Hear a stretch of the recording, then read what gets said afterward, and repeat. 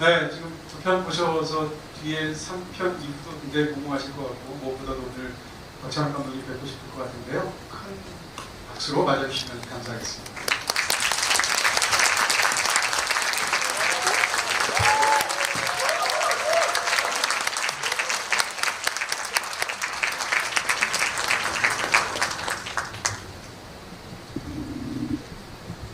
네, 오늘 행사는 60분 정도에 걸쳐서 기획이 되어 있습니다. 저도 사실 이 영화에 대해서 감독님께 궁금한 게 너무 많아서 후반부까지 제가 집중적으로 먼저 이렇게 말씀드릴 것 같고 여러분께 한 후반 한 10분 정도는 질문할 수 있을 시간을 드리도록 하겠습니다. 잘 부탁드리겠습니다. 네, 감독님 사실은 오늘 이런 굉장히 감독님한테 굉장히 귀한 자리이고 특별한 자리일 것 같은데 오늘 인사 말씀 시작하겠습니다. TV를 위해서 만들어진 작품이라서 영화관에서 볼 기회가 없죠. 그게 이제 제일 원통한 부분이에요. TV 시리즈가 좋은 점도 많지만 하나 아쉬운 게 바로 이 점이죠. 그래서 전체 시리즈를 극장에서 쭉 보는 그런 행사가 있으면 또 얼마나 좋을까 생각해봤지만 그것도 또 비용도 많이 들고 쉽지 않은 일이고 너무 또 오래 걸리니까 사람들이 다 볼 수도 없고 한 번에 그래서 아쉬운 아마 이렇게 이런 기회를 만들었는데 여러분 두 번째 에피소드를 본 사람이 아무도 없는 거예요. 여러분 말고는 없죠. 세계에서 처음으로. 그러네요.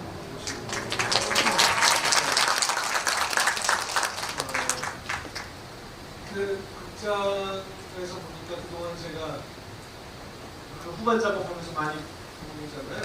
근데 저도 모르고 있던, 잊어버리고 있던 그런 디테일들이 막 눈에 들어오고 배우들의 표정도 참 감동적이었어요. 좀 감격무량하고 이게 도대체 어떻게 해야 되나 긴 이야기를 하고 싶은데 그럴 때도 있는데 그런 TV 시리즈밖에 없는데 또 극장에서도 보여주고 싶고 만족시킬 수 없는 양립할 수 없는 두 가지 왔다 갔다 하는 마음입니다. 네, 공조자는 잘 알려져 있는 것처럼 모두 7부작으로 기획되어 있고 이번 주에 1화를 여러분이 보시고 할 수 있었는데 오늘 이제 특별히 2회까지 보신 거죠. 자랑삼아 얘기하면 전 7회까지 다 봤는데요. 죄송합니다. 네, 굉장히 막 얻기 힘들어하고 그러는데요. 감독님께 먼저 이런 거 여쭤보게 됩니다. 사실 이제 역시 보도된 것처럼 이 전체적인 어떤 총괄적인 작업을 하셨고 쇼러너라는 어떤 그런 호칭으로도 불리기도 하고요. 전체 7부작 중에서 이제 3부작까지 감독님께서 직접 연출을 하시고 전체적으로는 또 7부의 전체 시나리오를 또 직접 쓰셨지 않습니까? 이런 역할을 하고 계신데요. 그럼 이제 제일 먼저 생기는 궁금증은 4화를 연출한 페르난도 메이레스 감독, 그 다음에 5, 6, 7화를 연출한 마크 망건 감독하고 어떻게 한 편의 영화를 찍니 어쨌건 감독님이 쓰신 각본이지만 나눠서 연출하셨는데 통일된 한 편의 작품으로서 어떻게 총괄하는 역할을 하셨는지 질문드립니다. 저도 처음에는 미국이나 영국에서 이런 식으로 한 작품을 만드는 게 어떻게 가능한지 궁금했어요. 예를 들면 마인드 헌터나 또는 데이비드 핀처가 처음 거라고 마지막 거나 몇 개 안 하잖아요. 남은 다른 감독들이 막 여러 감독들이 와서 하죠. 그러면서도 같은 사람이 한 것처럼 같은 스타일과 톤과 수준을 유지하던 것이 어떻게 되나 그게 가능한가 이런 생각을 했는데 특별한 건 없어요. 그냥 각본을 한 사람이 책임지고 혼자 다 쓰는 건 아니고 제가 여러 같이 쓴 작가들과 함께 모든 에피소드를 다 썼고 거기에서 일단 그 톤이 결정이 되고 그다음에 감독을 모셔볼 때 그럴 수 있는 이런 톤을 만들 수 있는 저와 일치할 수 있게 만들 수 있는 능력을 가진 분을 일단 모셔오고 그 다음에는 그 감독과 함께 많은 대화를 하죠. 왜 이렇게 썼다, 이런 분위기로 찍자, 줌 렌즈를 적극적으로 써도 좋다, 너무 빠른 편집은 좀 피하자, 이런 이야기들 하고 그다음에 이제 그 에피소드를 놓고 정말 한 줄 한 줄 이렇게 다 분석을 해요.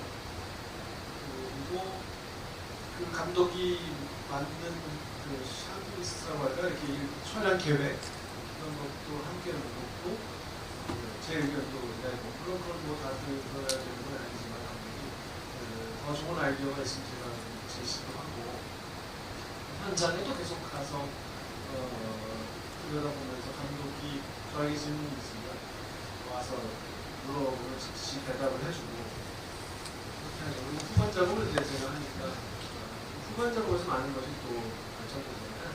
편집과 음악과 사운드 디자인과 하면서 그렇게 하다 보니 마치 한 명의 감독이 한 것 같은 그런 일관성을 유지할 수 있게 됐더라고요. 다만 이제 네 번째 에피소드만 두 교황을 만든 페르난도 감독이 나타났는데 그 에피소드는 스토리상 성격이 참 달라요. 꽤나 독립적인 에피소드예요. 스포일러니까 자세히 말 못하지만 영화 촬영 현장에서 벌어진 이야기고 그래서 이거는 의도적으로 다른 감독, 다른 스타일의 감독이 하는 게 재밌다고 제가 의견을 냈습니다. 그래서 페르난도 메이엘스 감독은 아마 활동하는 감독 중에 저와 스타일이 가장 반대되는 사람이라고 해도 과언이 아니죠. 제가 두 교황이나 시티 오브 갓이라는 영화를 너무 정말 좋아하는데 그렇게 상반된 스타일을 가지고 그분을 모셔서 마음대로 해보시라고 했어요. 그래서 편집 과정에서도 내가 페르난도라면 어떻게 편집할까 이런 생각을 하면서 비문의하듯이 그렇게 해서 제가 평소에는 못해보던 방식의 편집 막 빠르게 잘라가지고 이미지너리 라인도 막 어긋나고 점프 컷을 막 하면서 이렇게 정신없는 스타일 그런 걸 해보니까 재밌더라고요. 이렇게 해서 4화만 아주 다른 스타일이고 나머지는 다 일반적으로 맞췄습니다. 잘 들리시죠? 네.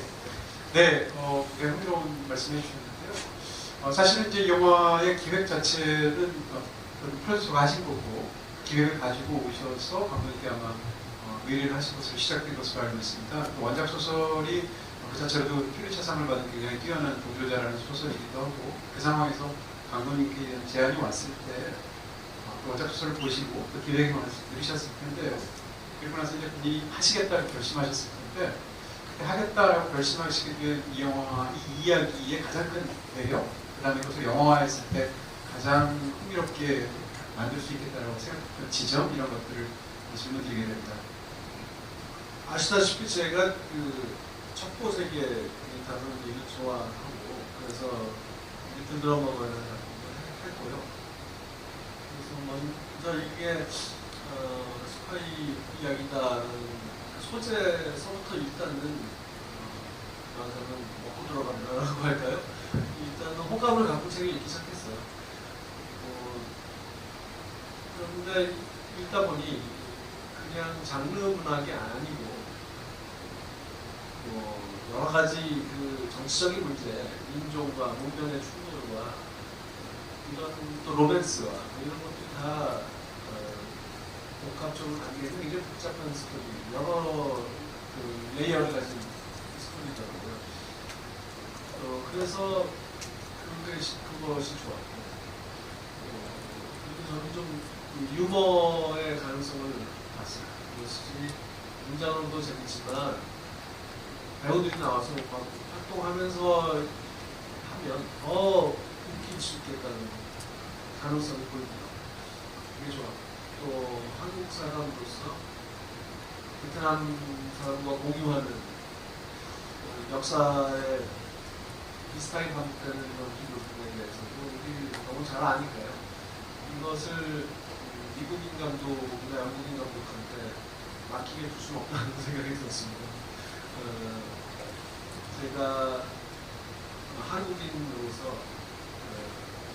전 끔찍한 내전, 극심한 인정 갈등과 이런 것을 겪고 또 많은 인권 탄압, 독재, 군사 독재 뭐 이런 얘기들 너무 우리에게는 익숙한 얘기라서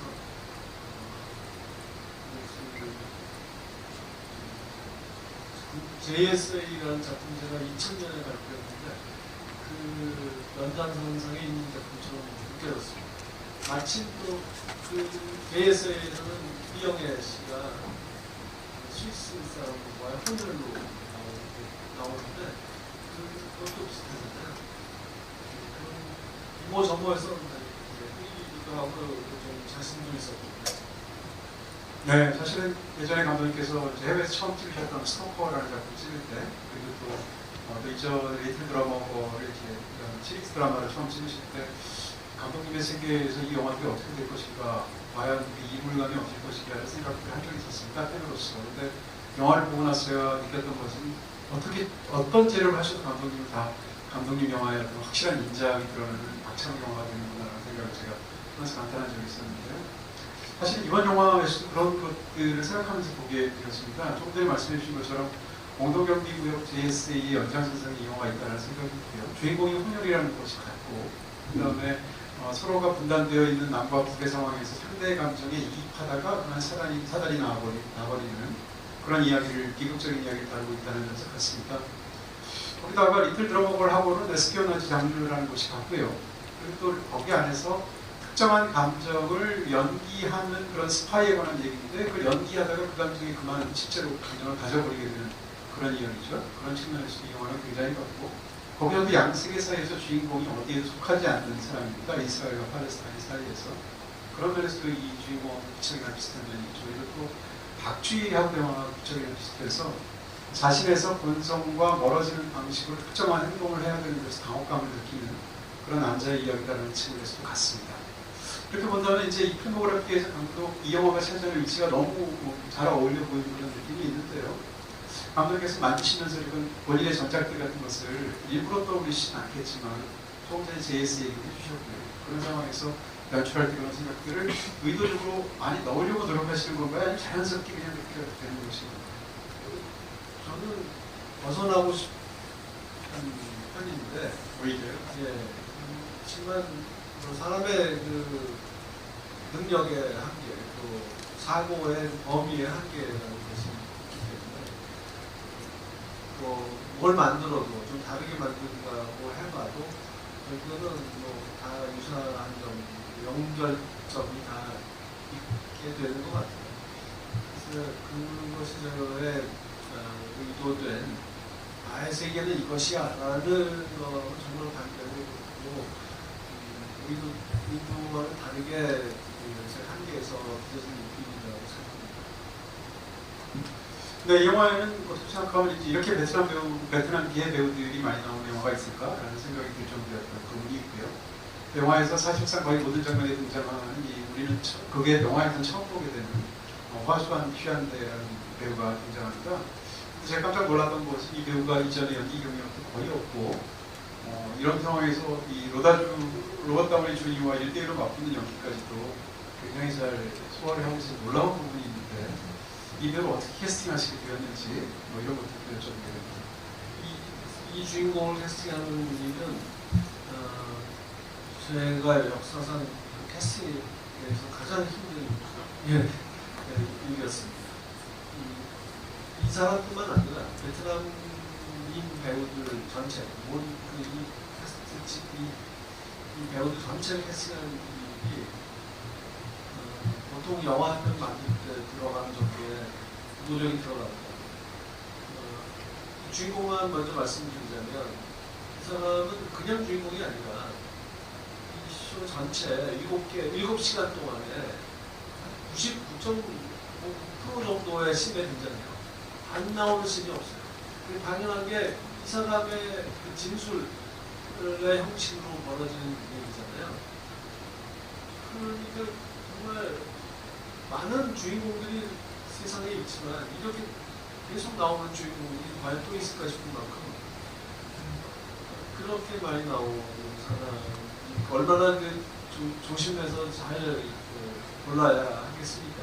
그러니까 그것도 어렵지. 근데 이 배우 당연히 신인 중에 이제 골라야 된다고 생각했지만 그거는 각오를 했지만 이 사람이 이 배우가 갖춰야 될 조건이라는 것이 백인과 베트남인이 혼혈되어야 되죠. 영어와 베트남어를 완벽하게 구사해야 되죠.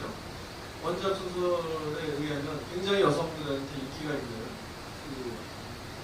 막 성적 매력이 넘치는 그런 성적 매력도 모르겠어요. 하여간 인기 있는 그런 남자여죠.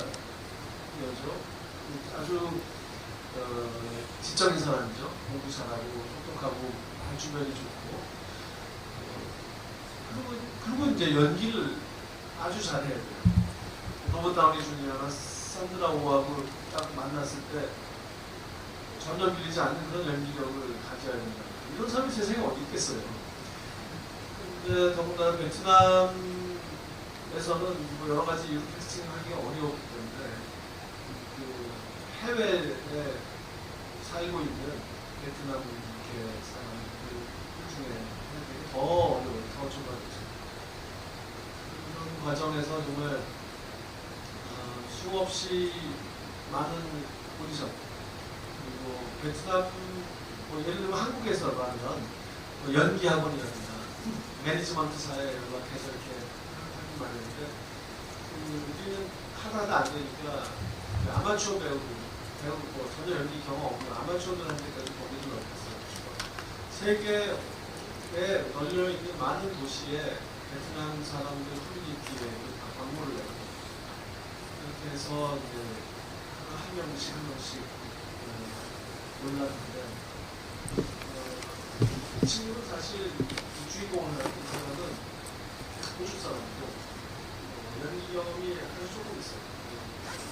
주인공 해본 적이 없고 그리고 그래서 오디션을 영상으로 중콜로 한대륙 시절이니까 중콜로도 하고 한국으로도 부르고 내가 미국 가서도 만나고 여러 차례 만나고 나도 만나고 나의 공동시어로너도 만나고 다 만나고 모든 걸 녹화해서 보고 또 보고 해가면서 정말 이 사람이 맞을까를 고민했습니다.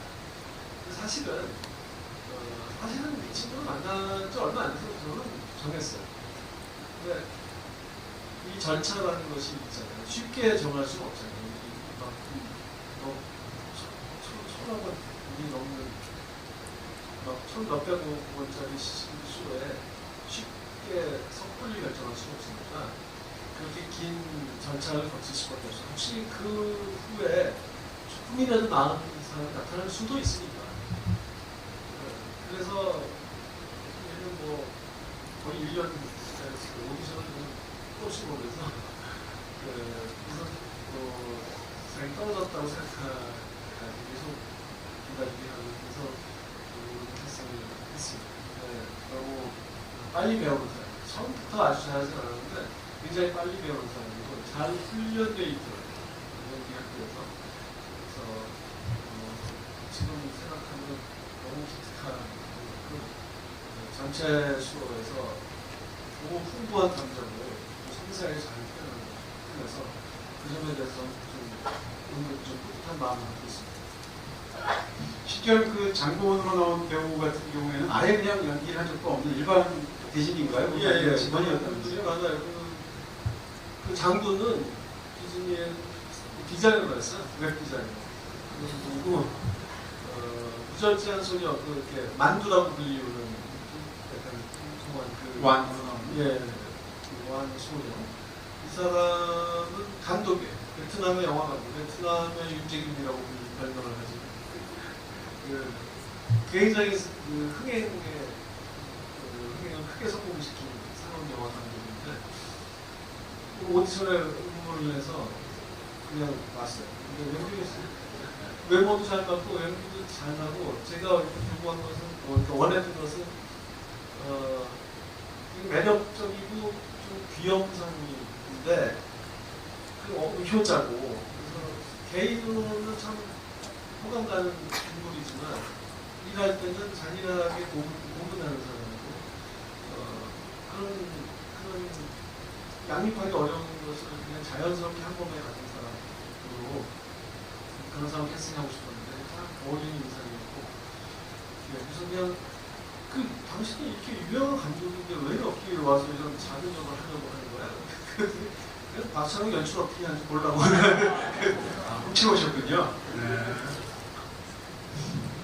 예전에 유승환 감독님이 이창동 감독님의 영화 오아시스에 출연했을 때 왜 출연했냐고 그랬더니 도대체 어떻게 연출하는지 훔치고 싶어서 왔다고 그 생각이 나기도 하네요.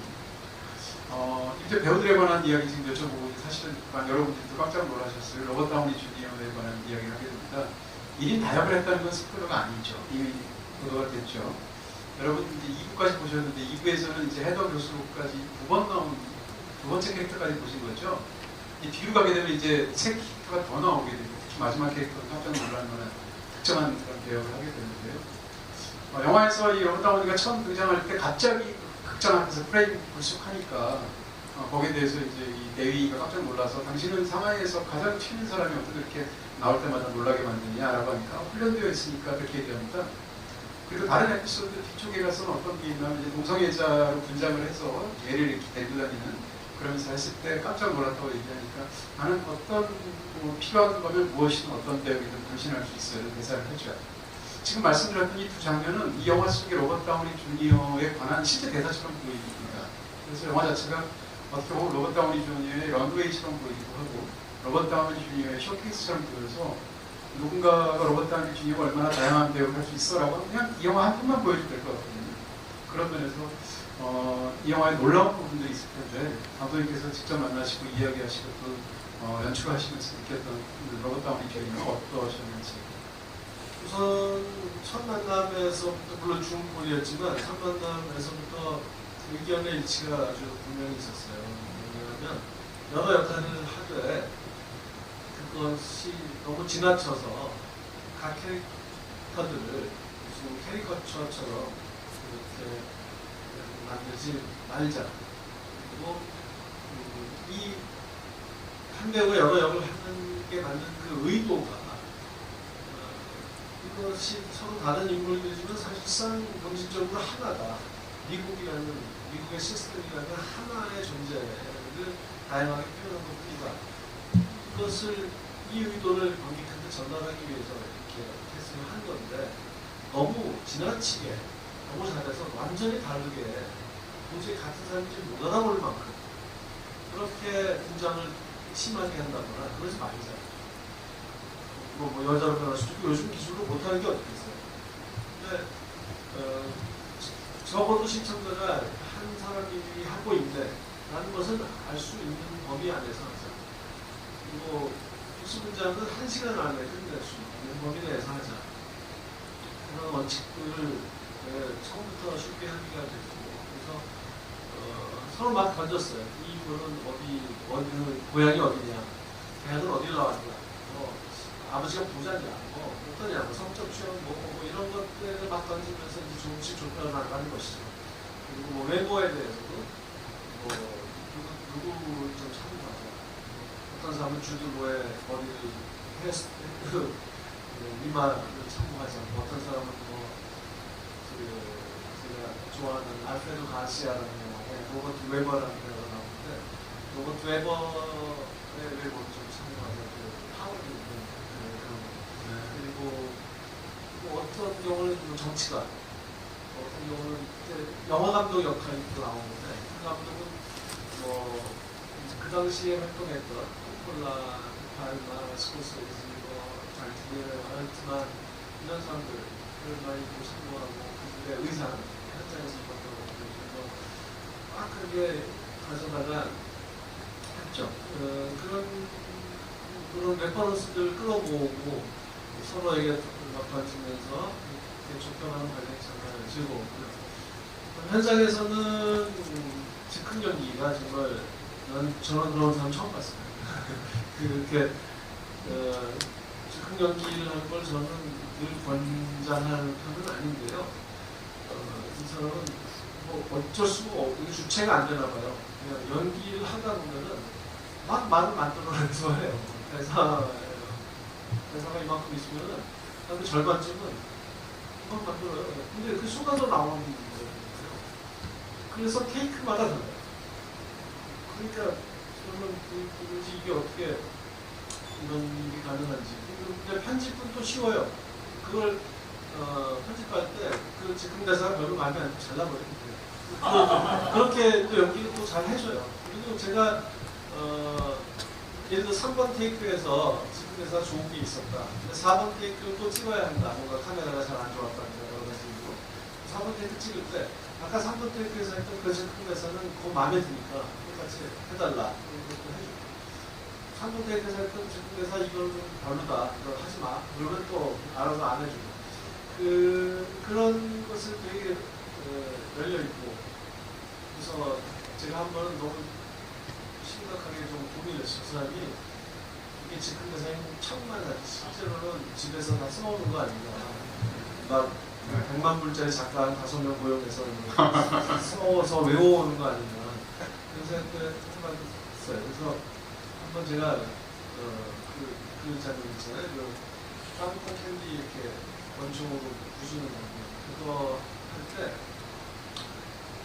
대본 각본에 없는 연기를 시켜봤어요.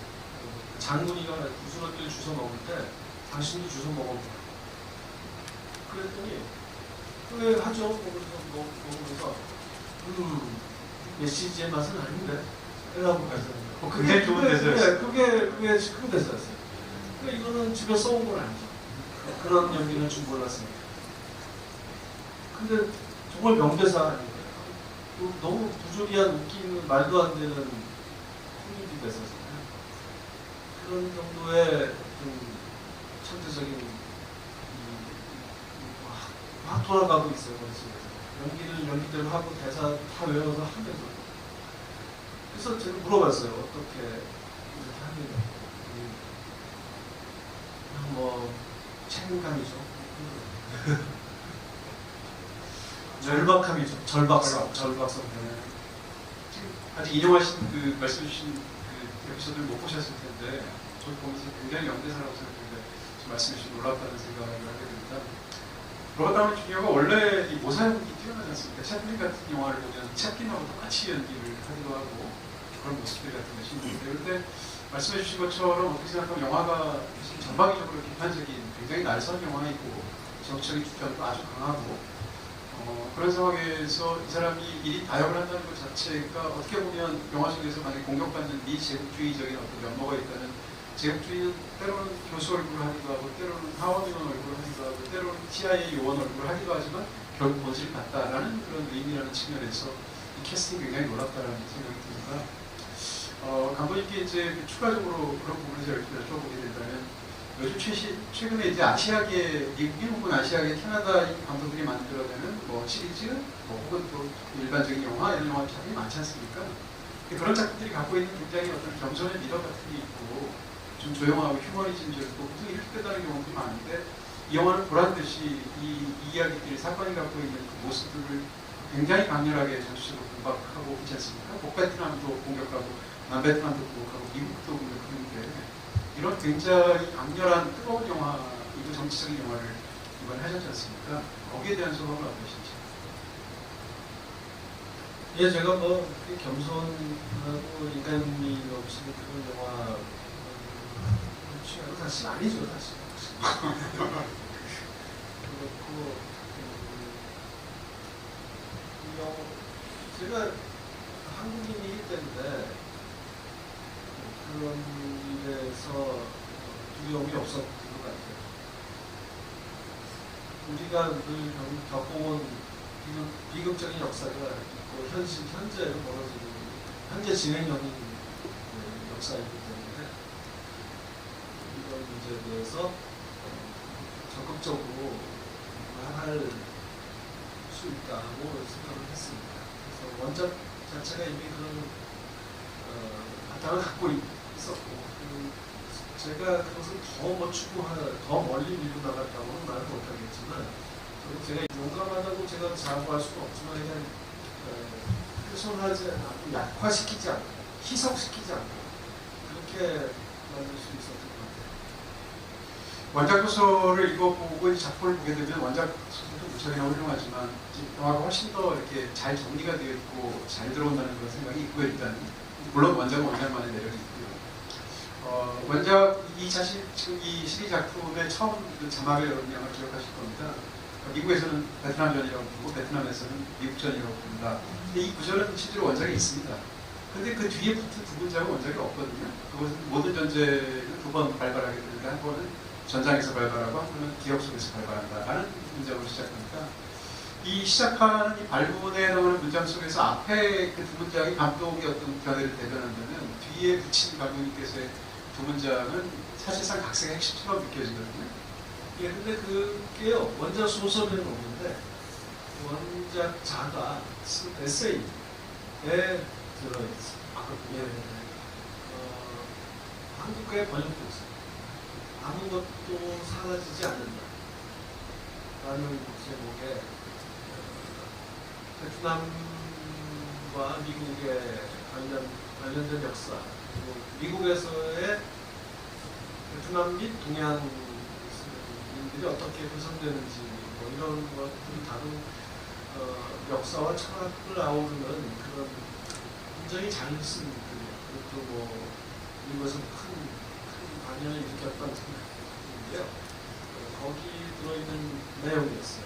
이것은 작가 본인이 저에게 처음에 시작할 때, 저는 원래 그런 걸 안 썼는데, 이 HBO에서 시작할 때 요즘 미국 젊은이들이 이 전쟁에 대해서 뭘 알게 되냐, 그러니까 뭔가 좀 쉽게 들어올 수 있게 조금 설명하는 스타워즈의 시작처럼 그런 거를 하나 해달라는 요청을 해왔고, 그래서 이것저것 썼는데 그 과정에서 그 원작자한테도 도움을 청했고, 그래서 그가 그걸 추천했어요. 넣었습니다.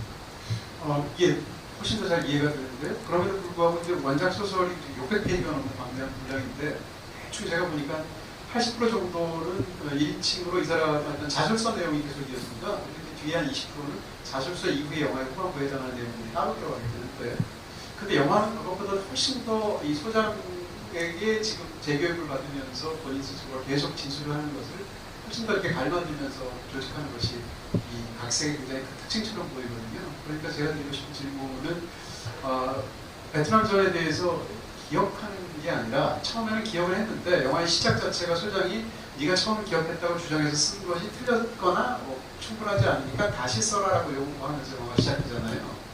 그러니까 다시 쓰는 기억이고 본인이 빠뜨렸거나 왜곡했던 것을 어찌됐건 재소술하는 것이 중요하다는 것이 그 영화에서 형식적으로 계속 갈라들게 되는데, 이렇게 원작에도 없는 어떻게 생각하면 이런 구조를 가져오시게 된 어떤 생각을 여쭤봅니다.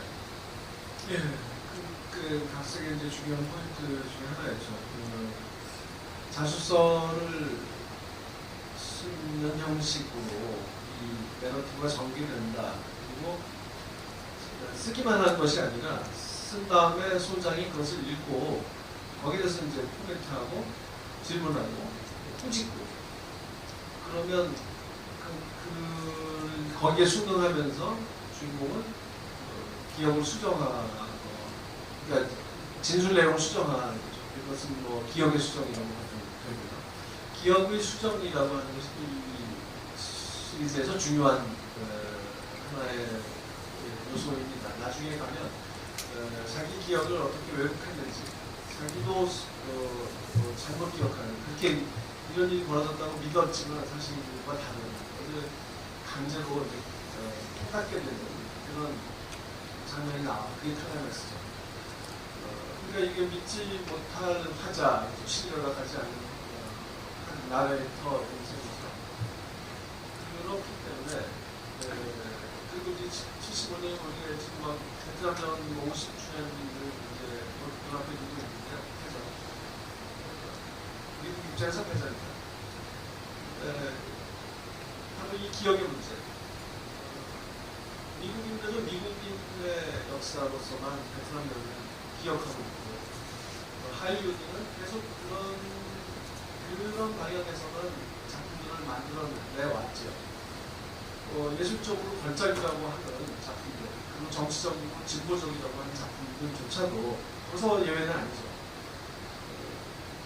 그런데 이 모든 그 정의가 제대로 서려면 그 역사가 정확하게 기준되려면 다른 편의 기억도 불러내서 제시될 필요가, 표현될 필요가 있지 않겠습니까? 거기서 우리가 지금 보여줘야 될 것은 계속 미국 사람, 미국 군인, 때로 양심적인 군인, 죄를 저지르고 막 고뇌하는 군인 이런 사람들.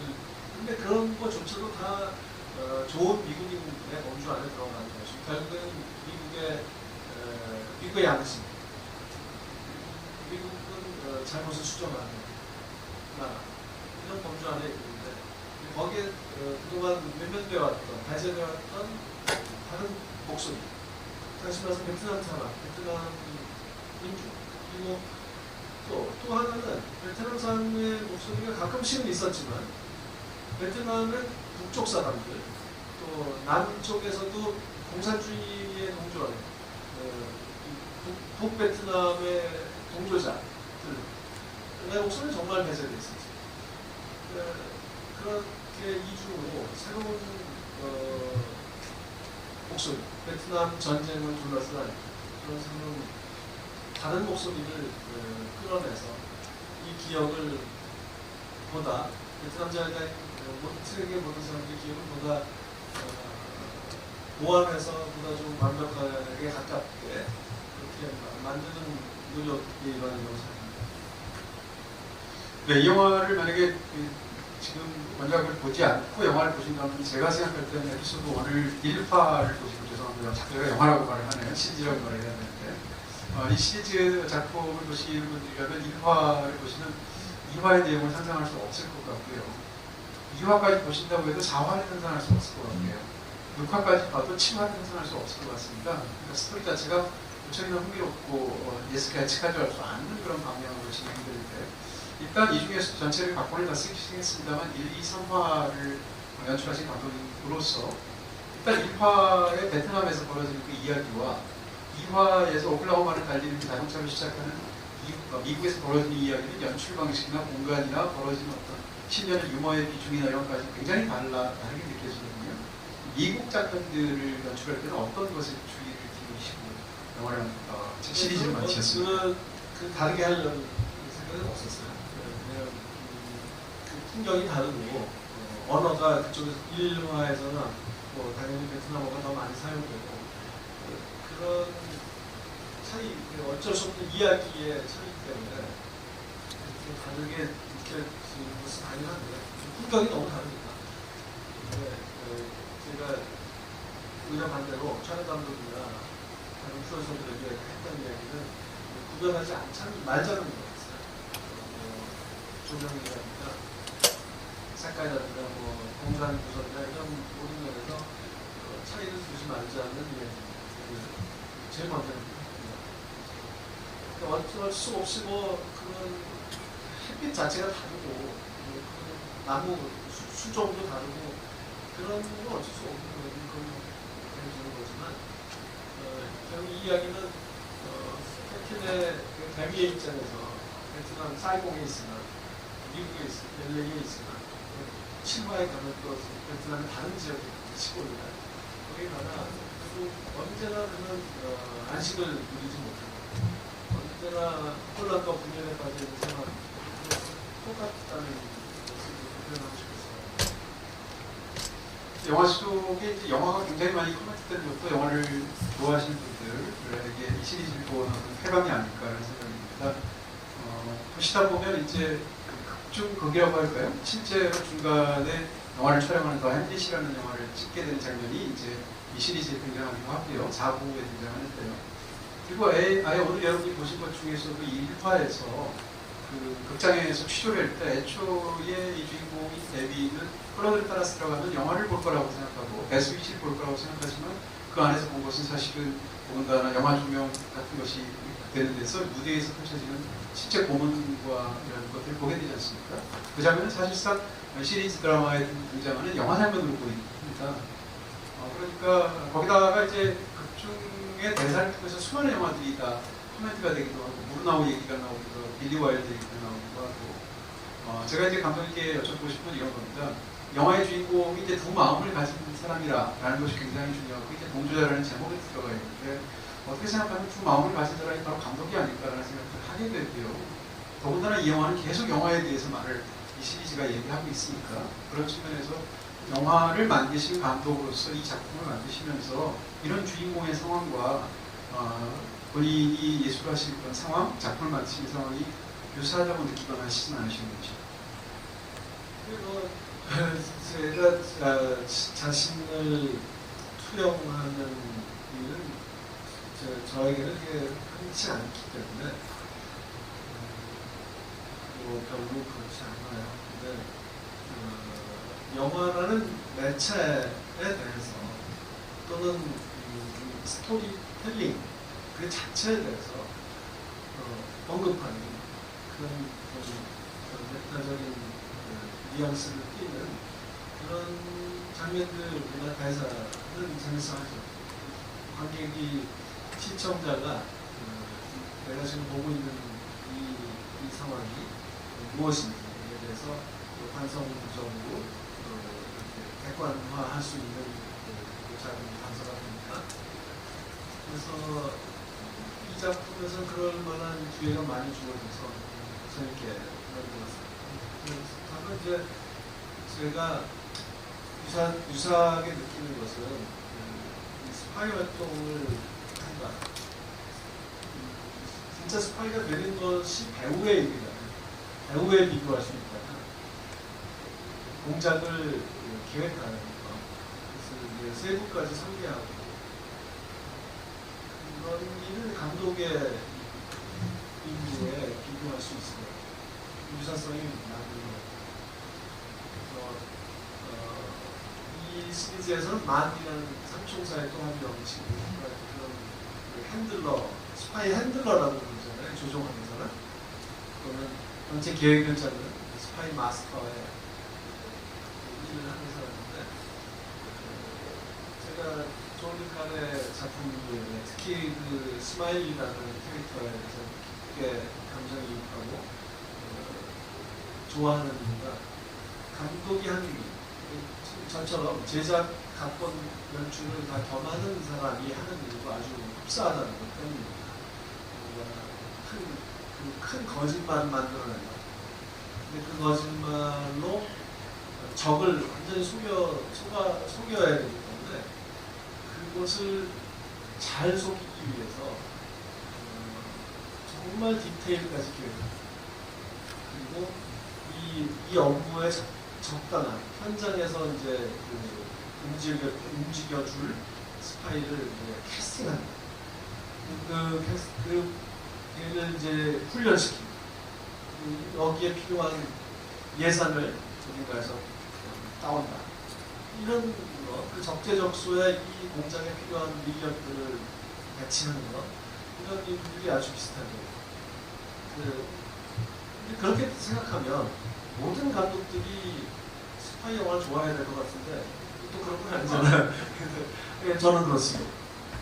말씀하시니까 뭐 극중에 등장하는 장군 같은 캐릭터나 뭐 클로드 같은 캐릭터 혹은 경우에 따라서 나중에 보시게 될 만 같은 캐릭터는 감독이 하는 일하고 굉장히 비슷하겠다는 상상을 하게 됩니다. 네. 전체 정도 10분인가요? 아니면 전체요? 지금 각 직접 가게 10분이죠? 네. 저에게는 아직 10분이 남아있습니다. 신에게는. 여쭤보고 싶은 게 너무 많아가지고요. 주인공 이름은 이제 극중에서 등장하지 않습니다. 캡틴이라고 나오는데 원작 속에서도 물론 제목에 이름이 나오진 않지만 극중에 나머지 그냥 장군이라 이렇게 부르는 사람들 결국은 다 이름이 나오거든요. 근데 가장 중요한 주인공은 이름이 등장하지 않고 또 스포일러가 될까 봐 말씀드릴 수 없지만 이 시리즈의 마지막 부분에 가게 되면 얼굴 없는 사람이 사실상 등장합니다. 그러니까 이름 없는 사람의 이야기고 마지막에는 이제 얼굴 없는 사람까지 등장하게 되는데 질문드리고 싶은 것은 물론 원작이 그렇게 하고 있습니다만 이 시리즈에서 주인공의 이름을 거명하지 않았다라는 거 이것을 감독님께서는 어떤 것으로 파악하고 계십니까? 이게 저는 사실 이름을 붙이고 싶었어요. 그래서 실무적으로요. 뭐 우편물을 봤잖아요. 그럼 거기 이제 수신자 이름이 그러네요.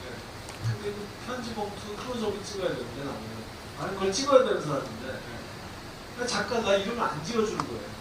베트남 사람 이름을 내 마음대로 지을 수도 없고 주인공인데 그래도 주인공 이름만큼 작가의 승인이 필요하다. 그러니까 예의상 그런 건데 근데 이름을 끝내 안 지어주더라고요. 그것이 이제 작가의 의도였던 거죠. 저는 그런 얘기를 해봤어요. 아니 이 사람은 이름이 있는데 왜 얘만 없냐? 또 다른 사람도 없는 경우도 있어요. 부전자 중에 이름이 없고 또 그런 사람 몇 명 더 있어요. 그래서 주인공 하나만큼 또 모르겠는데 몇 명을 그래서 하기하다 지쳐 포기했는데 그건 뭐 당연히 작가의 의도는 이게 어떤 특정한 사람의 이야기가 아니라 뭐 또 모두의 이야기다. 혼란을 느끼는 사람, 정체성의 혼란과 이념 사이에서 찍힌 사람, 내면이 찢어진 사람, 그런 모든 사람, 말하자면 베트남 민주를 대표한다라는 의도였겠지. 그래서 결국엔 그걸 좀 중요하기도 했고요. 이렇게 뭐 어떻게 해서 그 실무적인 어려운 피해가면서 이렇게 찍을 수 있었습니다. 네, 지금 시간이 너무 쫓긴다고 하는 그 시도를 제가 다시 받았고요. 아쉽지만 저는 여기서 아까 신에게는 뭐 이다 취소하고요. 지금 여러분께 질문 시간을 드리도록 하겠습니다. 궁금하신 게 있으면 지금 한 가지만 간단하게 이렇게 질문 주시면 되겠습니다. 안경 쓰신 남자분부터 하겠습니다. 네, 질문 하나씩만 해주세요. 간결하게요. 본인 소개하실 필요 없습니다. 제 영상 편집을 되게 인상적으로 봤는데요. 원작책을 영상화하시면서 중요하게 생각하신 부분이 있는지 궁금합니다. 예, 편집이 이제 문학에서도 편집이라는 것이 존재하겠죠. 이야기를 어디서 문장을 어디서 끊는지 사실 그게 다 편집이죠. 도치법을 쓸 수도 있고 그런 문장 구조에서부터 시작해서 문단을 구성하고 그리고 이제 뭐 순서를 이야기 전개 순서를 이렇게 바꿀 수도 있고 이렇게 바꿔도 되죠. 시제를 막 왔다 갔다 원단으로 바꾸고 있고 그러니까 소설에서도 편집이 있습니다. 근데 이제 영화에서 TV 드라마 시리즈에서의 편집은 조금 더 관객 시청자에게 직접적으로 아주 신랄하게 피부로 닿는 문제라서 거기서 얻는 재미가 훨씬 더 즉각적이고 그렇죠. 강렬하죠. 그렇기 때문에 각색에 있어서 항상 그 문제를 아주 심각하게 많이 고민을 했어요. 원작의 이야기 전개 순서를 그대로 따르지 않고 바꾸기도 하고요. 또 한 장면 안에서도 근데 그건 이제 이 작품뿐만 아니라 모든 작품이 다 마찬가지죠. 거기서 유머가 생기는 때도 많아요. 거기서 딱 끊는 거니까. 또 보통 감독 같으면 여기서 끊을 법한데 조금 더 그냥 내버려 두는 데서 유머가 발생하기도 하고 긴장이 발생하기도 하고 뭔가 영혼이 더해지기도 하고 그렇죠. 그래서 그런 데다가 이게 제가 조심한다고 생각해야 되겠다고 생각한 거는 항상 시리즈를 할 때 좋은 점은 이야기를 넉넉하게 긴 시간 갖고 이렇게 많은 등장인물도 다 이렇게 살펴가면서 천천히 많은 걸 다 담을 수 있다 이런 장점을 얘기하잖아요. 근데 그런다고 해서 마냥 다 늘어지면은 그건 이제 채널 돌아가는 불상사가 벌어졌어요. 그렇기 때문에 제가 노력하는 것은 인물들에 대해서는 정말 조연들을 다 챙겨준다.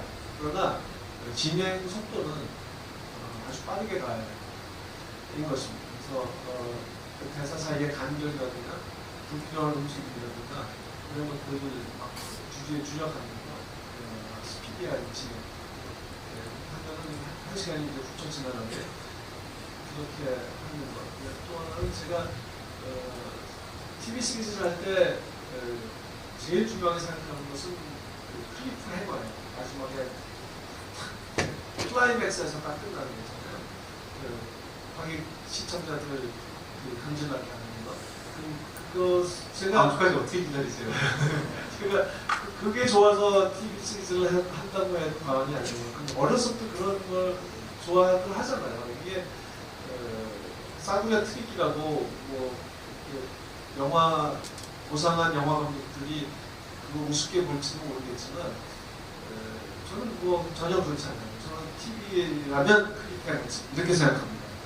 그래서 편집에서도 언제나 어떤 순간에 다 끝날 것이냐, 각본에서도 그렇고 편집에서도 그렇고 음악에서도 그렇고 어떤 음악이 딱 나오는데 이 2화 에피소드 2 같으면은 에피소드 2까지 보신 거잖아요, 그죠?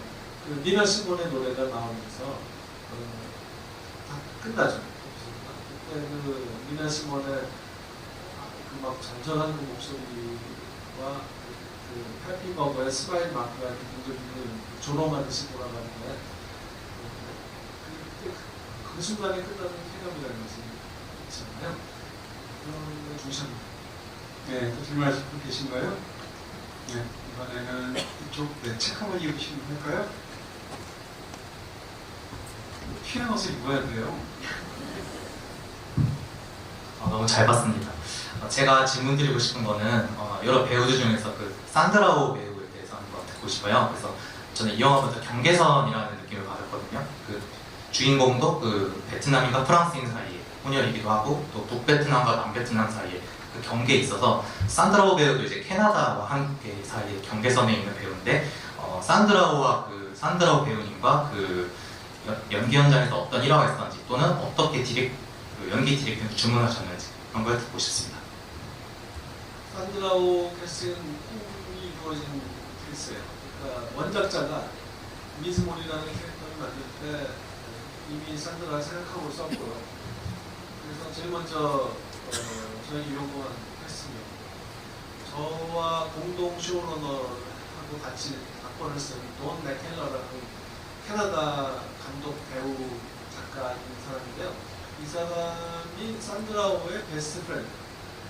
그 감독 데뷔작의 주인공이 산드라였어요. 산드라 아무도 모르는 것이죠.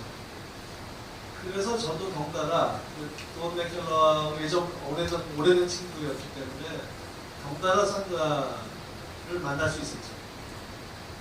이 작품 이전에 그런 친분이 있었는데 마침 원작자가 그렇게 요구하고 하니까 잘 된 거죠. 그래서 다만 이제 작은 역할인데 해줄 것이냐 그거만이 좀 고민이었는데 돈 맥켈러와 친구 때문인지 자꾸 캐릭터가 흥미로워서 그랬는데 그렇게 하겠다고 했어요.